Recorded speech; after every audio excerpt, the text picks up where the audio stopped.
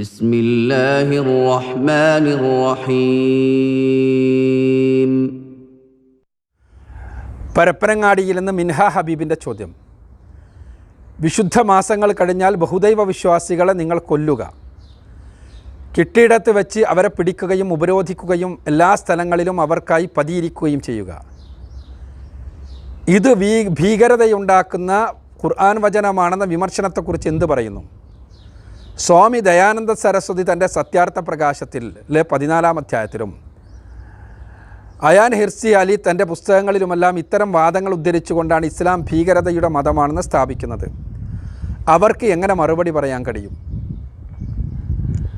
സഹോദരി മിൻഹ ഹബീബ്, വ്യാപകമായി പ്രചരിപ്പിക്കപ്പെടുന്ന പരിശുദ്ധ ഖുർആനിലെ ഒരു തെറ്റിദ്ധാരണ പരത്തുവാൻ വേണ്ടി സന്ദർഭത്തിൽ നടത്തിയെടുത്തുകൊണ്ട് പ്രചരിപ്പിക്കപ്പെടുന്ന ഒരു വചനം ആണ് ഇവിടെ ഉദ്ധരിച്ചിട്ടുള്ളത്.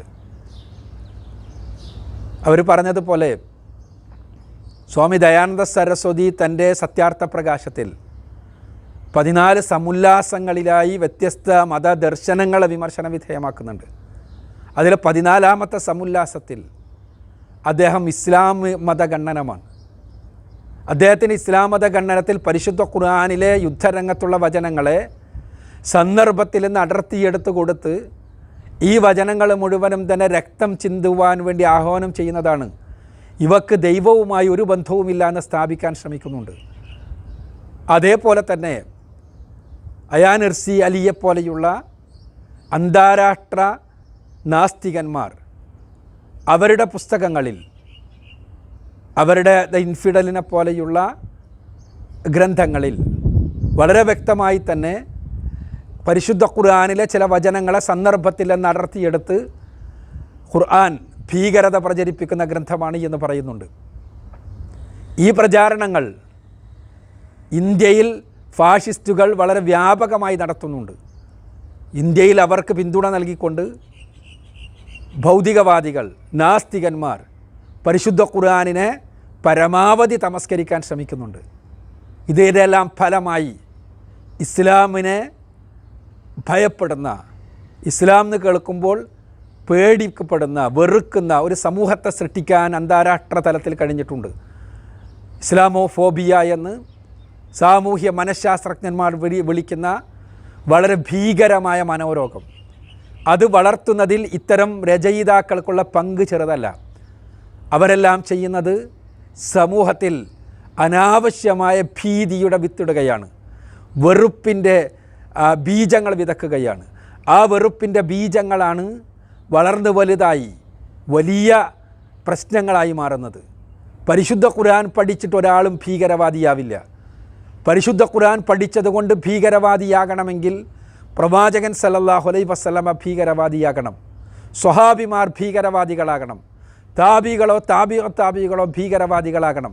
ഭീകരത എന്ന പ്രതിഭാസം പോലും ആധുനിക കാലഘട്ടത്തിലുണ്ടായതാണ്. പ്രവാചകൻ പഠിപ്പിച്ചതല്ല, സ്വഹാബിമാർ പഠിപ്പിച്ചതല്ല.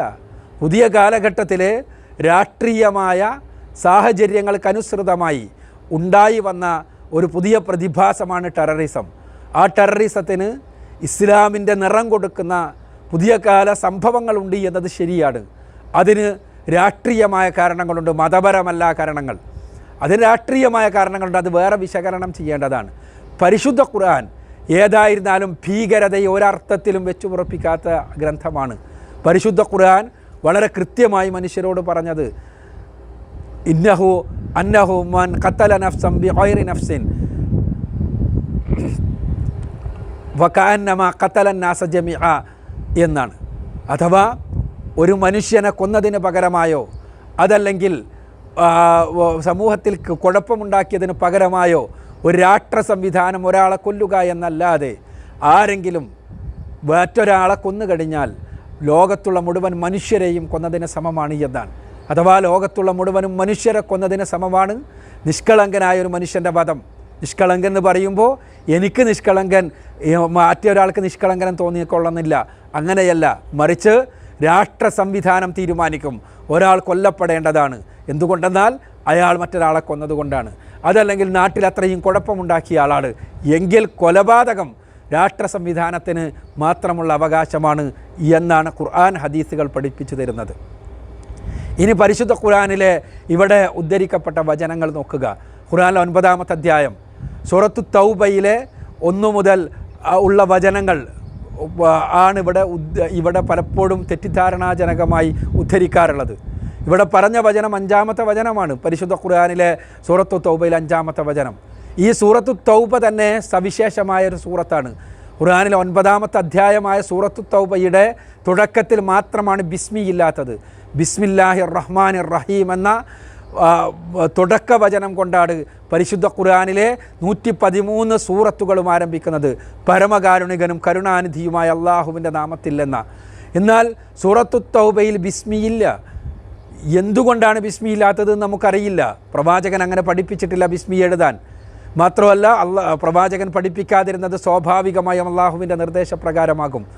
അതുകൊണ്ട് തന്നെ പടച്ചവൻ്റെ നിർദ്ദേശമാണ് അതിൽ ബിസ്മി വേണ്ട എന്നത്. എന്തുകൊണ്ട്?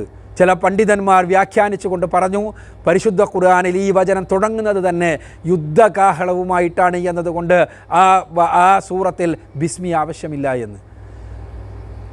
ഏതായിരുന്നാലും ആ സൂറത്തിനൊരു പശ്ചാത്തലമുണ്ട്. ആ സൂറത്തിൻ്റെ പശ്ചാത്തലം എന്താണ്? പ്രവാചകൻ സല്ലല്ലാഹു അലൈഹി വസല്ലം നീണ്ട് 13 വർഷക്കാലം മക്കയിൽ ജീവിച്ചു. അവിടെ ക്ഷമയുടെ കൊല്ലങ്ങളായിരുന്നു. പ്രവാചകൻ സഹിച്ചു പീഡനങ്ങൾ. പ്രവാചകൻ്റെ കൺമുന്നിൽ വെച്ച് അദ്ദേഹത്തിൻ്റെ അനുചരന്മാർ ക്രൂരമായി കൊല ചെയ്യപ്പെട്ടു, ക്രൂരമായി പീഡിപ്പിക്കപ്പെട്ടു.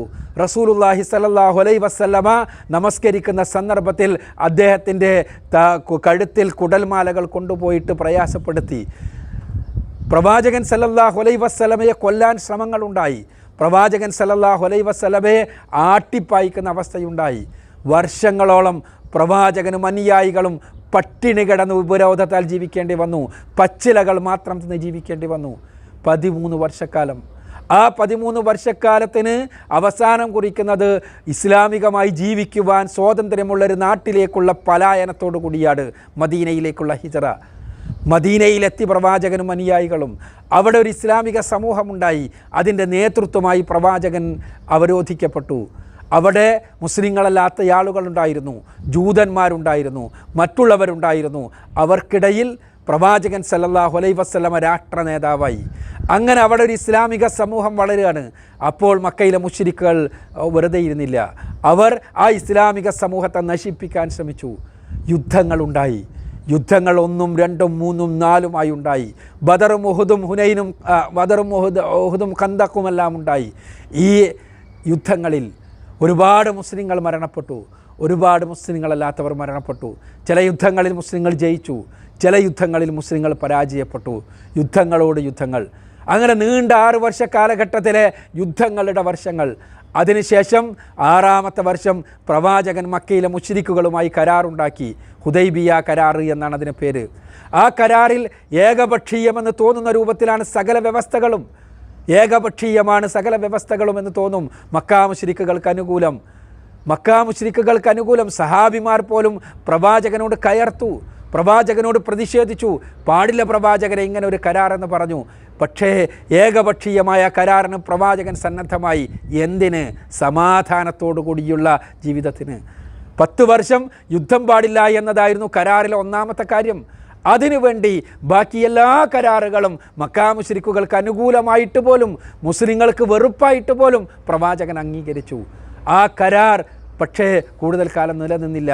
മക്കയിലെ മുശ്രിക്കുകൾ ആ കരാർ ലംഘിച്ചു. സ്വാഭാവികമായും ആ കരാർ ലംഘിക്കപ്പെട്ടപ്പോൾ അതിനെതിരെയുള്ള നടപടികളുണ്ടായി. നടപടിയുടെ ഫലമായി ഹിജറ 8-ാമത്തെ വർഷം മക്ക തന്നെ ഇസ്ലാമിന് കീഴ്പ്പെട്ടു. ഇപ്പോൾ മദീനയെപ്പോലെ തന്നെ മക്കയും ഇസ്ലാമിക രാഷ്ട്രത്തിൻ്റെ ഭാഗമാണ്.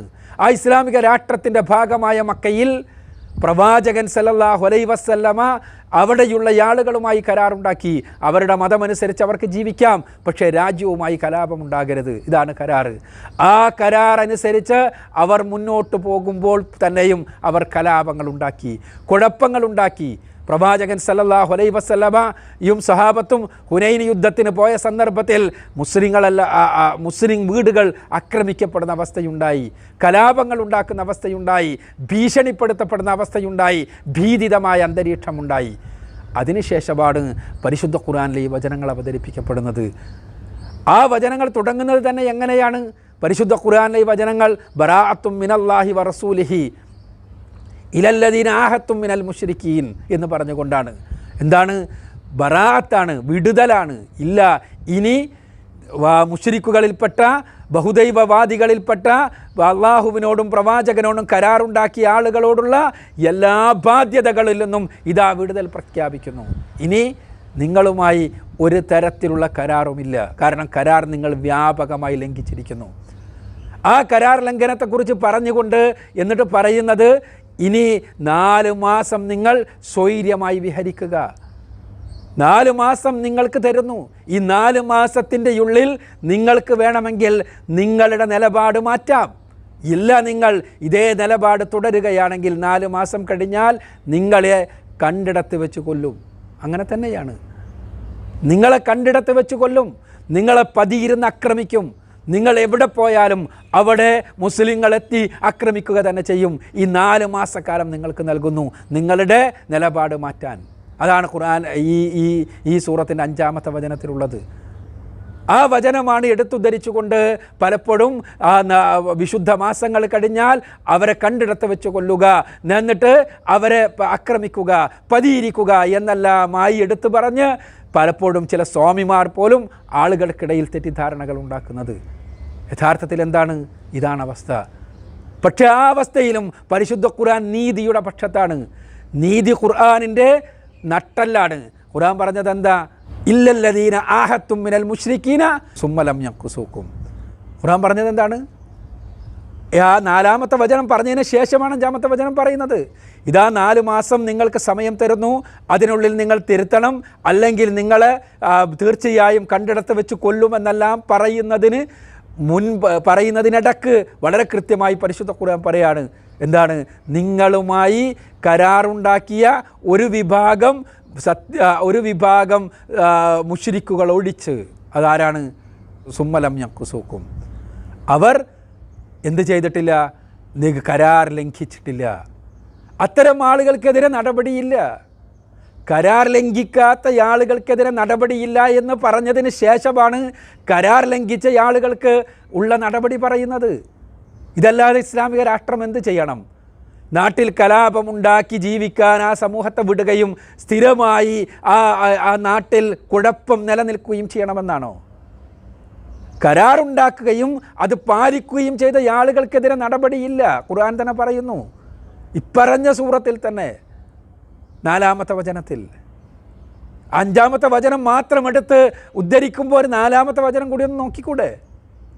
ഇനി നേരെ കഴിഞ്ഞ 6-ാമത്തെ വചനത്തിൽ എന്താ പറയുന്നത്? പരിശോധിച്ചു നോക്കുക. 6-ാമത്തെ വചനത്തിൽ പറയുന്നത്, ഇനി ആ സമയത്ത് പോലും, ഈ സന്ദർഭത്തിൽ 4 മാസം കഴിഞ്ഞിട്ട് ഈ സന്ദർഭത്തിൽ പോലും നിങ്ങളോട് അഭയം ചോദിച്ചുകൊണ്ട് ആരെങ്കിലും വന്നാൽ അവർക്ക് അഭയം കൊടുക്കണം. അഭയം കൊടുത്തിട്ട് അവർക്ക് പരിശുദ്ധ ഖുർആൻ ഓതി കേൾക്കാൻ, ആ ഖുർആനിൻ്റെ സത്യത മനസ്സിലാക്കാൻ, ഇസ്ലാമാണ് ശരി എന്നുള്ള വസ്തുത അവർക്ക് ബോധ്യപ്പെടാനുള്ള സമയം കൊടുക്കണം. എന്തുകൊണ്ടാണ്? അവർ വിവരമില്ലാത്ത ആളുകളായതുകൊണ്ടാണ്. അത്തരം ആളുകൾ വിവരമില്ലായ്മ കൊണ്ട് ഇസ്ലാമിനോട് മുസ്ലിങ്ങളോട് ശത്രുതയുള്ള ആളുകളുണ്ടാകാം. അത്തരം ആളുകൾക്ക് ഇനിയും അവസരമുണ്ട്. ഖുർആൻ കേട്ട് വേണമെങ്കിൽ അവർക്ക് മടങ്ങാം. എന്നിട്ടോ അവർ മടങ്ങിയിട്ടില്ലെങ്കിലോ, അവർ ഇസ്ലാം സ്വീകരിച്ചിട്ടില്ലെങ്കിലോ, എങ്കിൽ അവരെ സുരക്ഷിതമായൊരു സ്ഥാനത്തെത്തിച്ചു കൊടുക്കണം. ഇവിടെ യുദ്ധമേഖലയാണ്. ഇവിടെ കണ്ടിടത്ത് വെച്ച ആളുകളെ കൊല്ലാൻ പ്രഖ്യാപിക്കപ്പെട്ട സ്ഥലമാണ്. തീർച്ചയായും അവരെ പിന്നീട് എന്ത് ചെയ്യണം? സുരക്ഷിതമായ സ്ഥലത്തെത്തിച്ചു കൊടുക്കണം. എന്തുകൊണ്ടാണത്? അവർക്ക് സ്വാഭാവികമായും ഇത് കേട്ടിട്ടും സ്വീകരിക്കണമെന്ന് തോന്നിയില്ല. അവരെയും കൊന്നുകളയല്ല വേണ്ടത് എന്നർത്ഥം. ഇത്ര നീതി പറയുന്ന ഖുർആൻ, ഇത്രയും വ്യക്തമായി സ്വാതന്ത്ര്യം പ്രഖ്യാപിക്കുന്ന ഖുർആൻ, കലാപകാരികളെ മുച്ചൂടും നശിപ്പിക്കുന്നതിന് വേണ്ടി മാത്രം സംസാരിക്കുന്ന ഖുർആൻ, അതിനെയാണ് ഭീകരതയുടെ ഗ്രന്ഥമായി പറയുന്നത്. എത്ര സങ്കടകരമാണ്. ഇനി നോക്കുക, ഈ കലാപകാരികൾക്ക് തന്നെ അവസരം കൊടുക്കുകയാണ്. 4 മാസ സമയം. എന്തിനാ 4 മാസ സമയം? ഒന്നുകിൽ അവർക്ക് തിരുത്താം, അതല്ലെങ്കിൽ അവർക്ക് ഇസ്ലാം സ്വീകരിക്കാം, അതുമല്ലെങ്കിൽ അവർക്ക് ഏതെങ്കിലും നാടുകളിലേക്ക് പോകാം. അവർക്ക് ഇസ്ലാമിനോടുള്ള ശത്രുത തുടരാൻ പോലും അവസരം കൊടുക്കുകയാണ്. നിങ്ങൾ ആലോചിച്ച് നോക്കുക. ഇസ്ലാമിനോടുള്ള ശത്രുത അവർക്ക് തുടരണമോ എങ്കിൽ ഇസ്ലാമിക രാഷ്ട്രത്തിൻ്റെ ഉള്ളിൽ നിന്നുകൊണ്ട് അവർ ആ ശത്രുതയുമായി മുന്നോട്ട് പോയിക്കൂടാ. 4 മാസത്തെ സമയമുണ്ട്, നിങ്ങൾക്ക് തീരുമാനിക്കാം. ഖുർആൻ ആ സന്ദർഭത്തിൽ പോലും ആലോചിക്കുക, 4 മാസത്തെ സമയമാണ് കൊടുക്കുന്നത്, 1-2 ദിവസമല്ല. 4 മാസത്തെ സമയം പ്രഖ്യാപിക്കാൻ ഒരു ഹജ്ജിൻ്റെ സന്ദർഭത്തിൽ പോയിട്ട് ഇതാ 4 മാസത്തെ സമയം തരുന്നു, ആ സമയത്തിനുള്ളിൽ ഒന്നുകിൽ നിങ്ങൾ ഈ ശത്രുത അവസാനിപ്പിച്ച് ജീവിക്കുക, അതല്ലെങ്കിൽ നിങ്ങൾ ഈ നാടുകെട്ടിൽ നിന്ന് പുറത്തു പോവുക. അതും രണ്ടുമല്ലെങ്കിൽ തീർച്ചയായും നിങ്ങളെ കണ്ടിടത്ത് വെച്ച് കൊല്ലുക തന്നെ ചെയ്യും. ഇതാണ് ഖുർആൻ പറയുന്നത്. എത്ര നീതിയാണ് ഖുർആൻ്റെ വചനങ്ങൾ. യഥാർത്ഥത്തിൽ ഈ വചനങ്ങളെ തെറ്റിദ്ധരിപ്പിക്കുന്ന ആളുകൾ സങ്കടകരമാണ്. പരിശുദ്ധ ഖുർആനിനെ സന്ദർഭത്തിൽ നടത്തിയെടുത്ത് തെറ്റിദ്ധരിപ്പിക്കുവാൻ വേണ്ടി ശ്രമിക്കുമ്പോൾ അതുവഴി ഉണ്ടാകുന്നത് സമൂഹത്തിൽ വലിയ ഛിദ്രതയാണ് എന്ന് തിരിച്ചറിയാൻ, അതുവഴി ഉണ്ടാകുന്നത് സാമൂഹ്യമായ നാശമാണ് എന്ന് തിരിച്ചറിയാൻ ഇത്തരം ആളുകൾക്ക് കഴിയുന്നില്ലല്ലോ എന്ന് സങ്കടപ്പെടുകയാണ്. അത്തരം ആളുകളെ കൊണ്ടാണ് ലോകത്തിന്ന് വളർന്നുകൊണ്ടിരിക്കുന്ന ഈ ഭീഷണി, മനുഷ്യർ തമ്മിൽ പരസ്പരം വെറുക്കുന്ന, പള്ളിയിൽ കയറി ചെന്നിട്ട് ഒരുപാട് മനുഷ്യന്മാരെ വെടിവെച്ചിട്ട ന്യൂസിലാൻഡ് സംഭവമെല്ലാം അറിയാമല്ലോ. അത്തരം ആളുകളുടെ മനസ്സുകൾക്കകത്ത് തിന്മയുടെ, വെറുപ്പിൻ്റെ വിഷം കുത്തിവെക്കുന്നത് ഇത്തരം പ്രചാരകരാണ് എന്ന് നമ്മൾ മനസ്സിലാക്കുക. അവർക്കെതിരെയാണ് സമൂഹം ഒരുമിച്ച് നിൽക്കേണ്ടത്. അവരാണ് ഈ സമൂഹത്തിലെ യഥാർത്ഥത്തിലുള്ള നാശകാരികൾ എന്ന് നമ്മൾ തിരിച്ചറിയേണ്ടതുണ്ട് എന്ന് സൂചിപ്പിക്കുകയാണ്.